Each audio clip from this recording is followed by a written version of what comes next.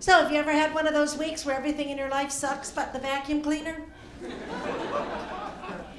I woke up this morning, I had pimples. Pimples. Last time that happened, my mother bought me a training bra. You know, they ought to make training bras in larger sizes. You could call them ret-training bras. Because I see an awful lot of women walking around with their headlights askew, you know? You don't know where to look.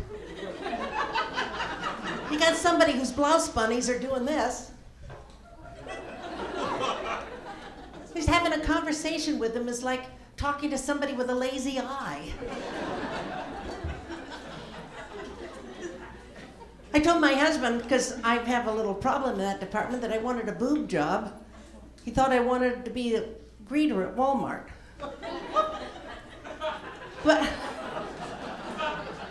But I don't think you could retrain these zucchinis of mine, and I think it would involve a man with a top hat, a whip, and a chair.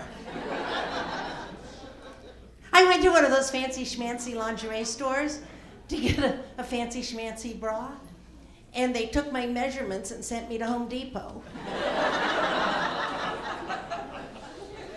The only thing that fit me in the whole store was the perfume.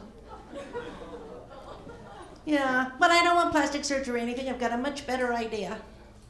Next week, I'm getting my nipples pierced. I'm hanging a chain between them.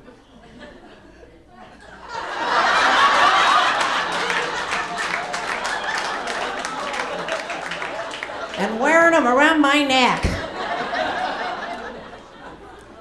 We've had a lot of excitement at our house. My son Scooter is planning on marrying his girlfriend Hiawatha. Yeah, we were very excited. It was all very rush, and then just after I bought the mother of the groom dress, the wedding was called off. We think she got her period. So I went on the road. I got an email from him that said, "We've decided to live together." I came home and found out they decided to live together at my house. One morning she came to me and she said, "Where do you want me to put this laundry?" And I'm thinking, at home on the floor of your room, at your mother's house. She contributed to dinner, though, the other night. She provided the dessert. A frozen Pepperidge Farm Black Forest cake. You gotta give it to her, that girl can thaw. I'm thinking of entering her in the Pillsbury thaw-off. When I was back east, though, I had to go through security, and they had that new x-ray machine that everybody's talking about, the one that can see through your clothes and everything. But now I thought you had a choice. Do you want that or the traditional? But you don't. They just put you in this booth and they make you do this with your hand. What does that do? I finally figured out why they make you make a diamond with your hand. It's because this is already taken.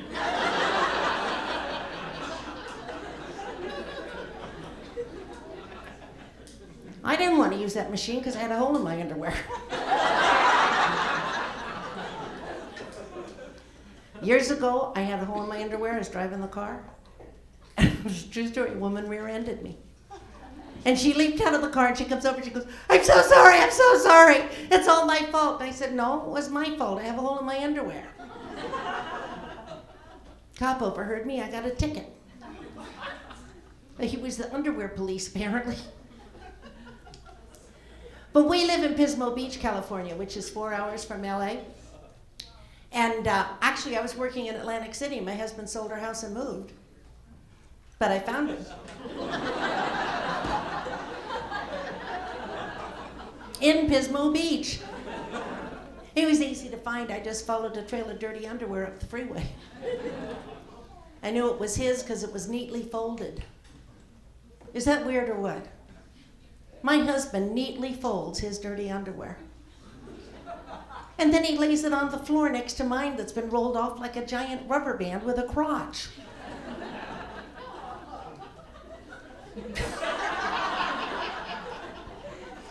have done that, I know. It's just what it looks like, too. If you don't unwind it before you put it in the washing machine, after the spin cycle, they're all crocheted together. Now you have a holiday garland, you know. But our small regional airport that we use to fly out of Pismo doesn't have these fancy machines. You just have to be frisked. And because I have artificial knees, I have to be frisked all the time. I've been frisked so many times, I don't even need to have sex again until next year. But it's always the same woman. And she's a big girl. And I don't know what team she's on, but I'm pretty sure it's not mine. I'm not even that sure the other team wants her. She's got a terrible overbite. We're talking major buck teeth here. Before she worked for the TSA, she had a part-time job in front of Starbucks as an awning.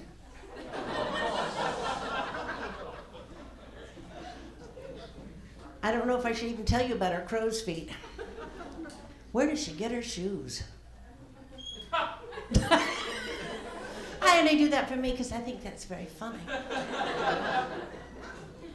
I was coming through customs. I used to work on a cruise ship all the time, and I had to come through customs, and I was coming through customs this last time, and it was a cruise to South America, and the customs guy's going like this. Well, what were you doing in Cartagena? And I said, I work on a cruise ship. I go where they send me, and then I fly home. And what about March 5th? What were you doing in Cartagena? I said, I work on a cruise ship. I go where they send me. And he kept doing that and doing that. And finally he said, well, what do you do on the cruise ship? And I said, comedian. He said, I said, what do you do on the cruise ship? Aren't you listening? I said, I'm a comedian. Aren't you listening? So after the strip search, he made me put my feet in stirrups. You know, even if you could ride a horse that way, why would you want to? And what was with the metal detector? Stop it and I'll give you a quarter.